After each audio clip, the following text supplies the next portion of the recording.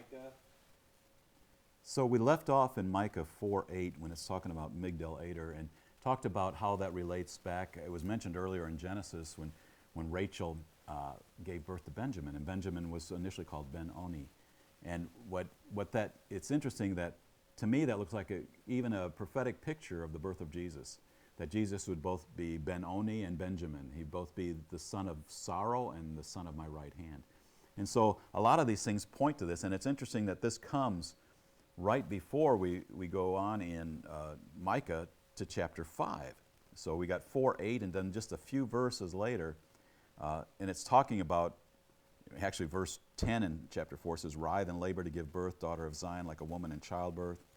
For now we will go out of the city, dwell in the land, go to Babylon, there you'll be rescued. There the Lord will redeem you." So it's talking about birth and redemption and all of this, and then it goes to chapter 5. And this is where we basically get the idea. This is where we do get the idea of the prophecy about where Jesus would be born.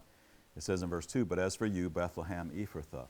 And now if we remember back in Genesis 5, it said Bethlehem of Ephrath.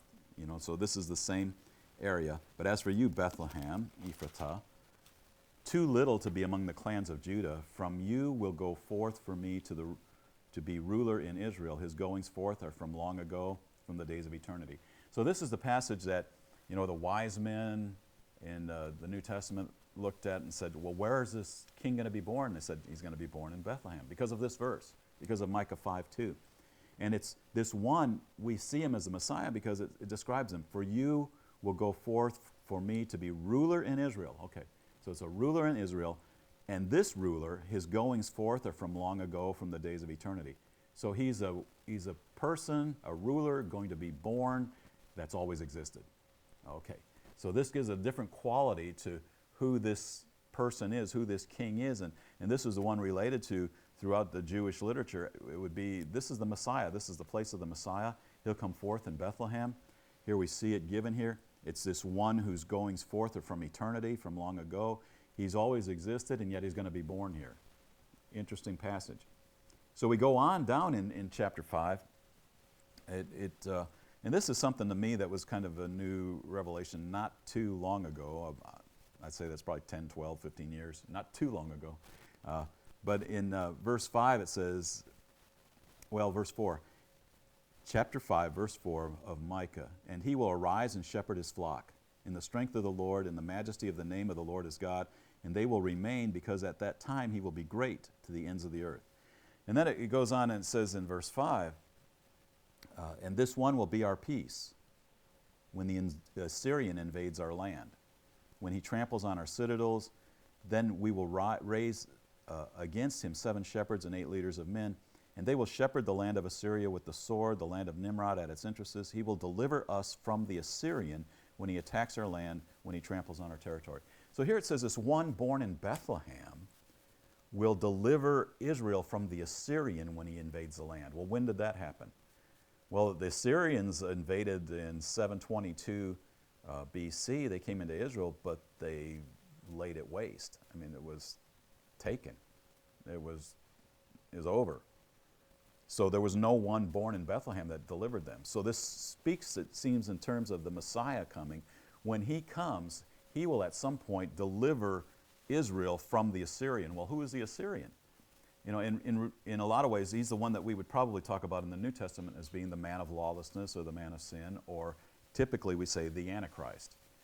And it looks like maybe even this begins to give an identity of where he's from. I believe Ezekiel 38 and 39 kind of talk about he's probably from the Magog area, Meshach and Tubal, which I think is kind of up in possibly Turkey in that area.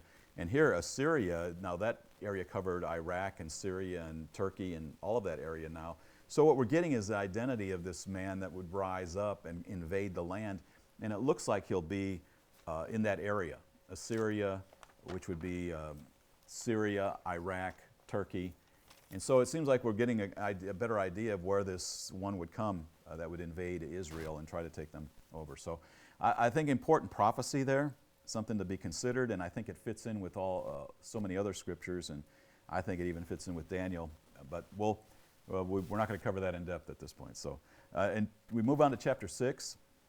In chapter 6 of Micah, some of some people say this is kind of the high point of the words of the Old Testament regarding God's desire for his people.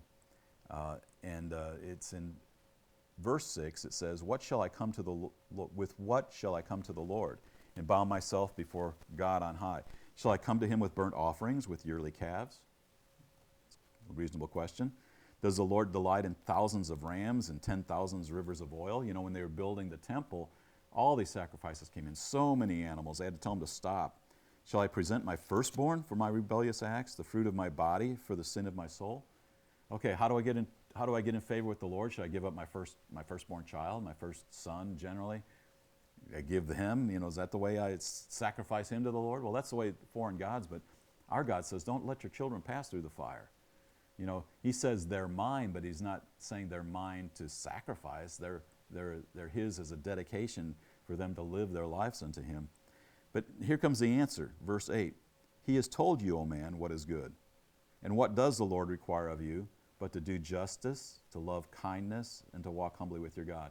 So we get a threefold answer to what does the Lord really want? He wants us, in the King James says, to do justly, to love mercy. That kindness or mercy word is that chesed word, which the Lord, when he identified himself, he says he's full of that. So he wants us to be like him, full of loving kindness, mercy, and to walk humbly with your God. So do justly, love mercy, walk humbly. A real good exhortation coming out of the Old Testament here as to how to live before the Lord. So the prophet goes on in chapter 7, and kind of the despairing thing once again when judgment's about to come because of the wickedness of a people. He says in verse 2 of chapter 7, the godly person has perished from the land. It's like there's no godly people left. The righteous are gone. There is no upright person among men, and all of them lie in wait for bloodshed. Each of them hunts the other with a net. Concerning evil, both hands know how to do it well. I thought that's a great verse. They're so good at evil, they can do it with either hand. The prince asks also the judge for a bribe, and the great man speaks the desire of his soul, so they weave it together. Once again, we're seeing the perversion of justice, and it's often related here to getting money for doing anything. Getting money for giving you a judgment in your favor. And then in verse 4, the best of them is like a briar, the most upright like a thorn hedge. The day when you post a watchman, your punishment will come, then their confusion will occur. So he's saying the best of them is like, a wasteful, an old rotten briar bush.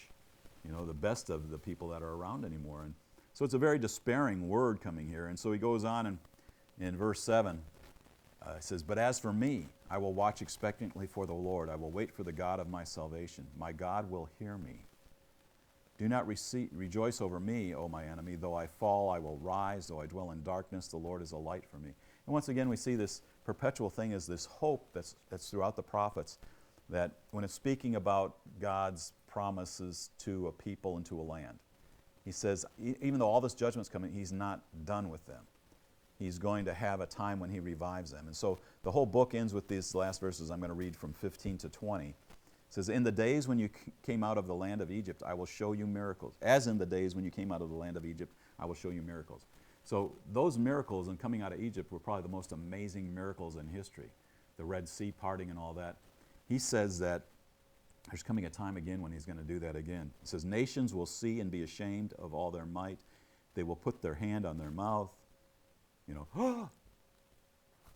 Their ears will be deaf. They will lick the dust like a serpent, like reptiles of the earth. They will come trembling out of their fortresses to the Lord our God. They will come in dread, and they will be afraid before thee. So there's a time coming when the Lord will restore the miracles that he did when they came out of Egypt, amazing miracles. And then he says this, and the nations will be impacted by it. They'll say, whoa. I mean, the nations were impacted in that day. The reputation was heard throughout the land, and there wasn't Facebook or Twitter or, internet at all. And so he ends with this, in verse 18. Who is a God like thee who pardons iniquity and passes over the rebellious act of the remnant of his possession? He does not retain his anger forever, but he delights in unchanging love, in hesed once again. He will again have compassion on us. He will tread on our iniquities underfoot. Yes, thou wilt cast all their sins into the depths of the sea. Thou wilt give truth to Jacob and unchanging love. Once again, hesed. to Abraham, which thou didst swear to our forefathers from the days of old. So the whole book ends with this, is that although all this judgment's coming, Samaria will fall, Jerusalem will fall, the people that are running it are evil, but there's not a God like him who pardons our iniquity and passes over the rebellious act of the remnant of his possession. Even the ones that are just the few, the faithful, their rebellious act, he passes over that. And he has mercy because he delights in having mercy.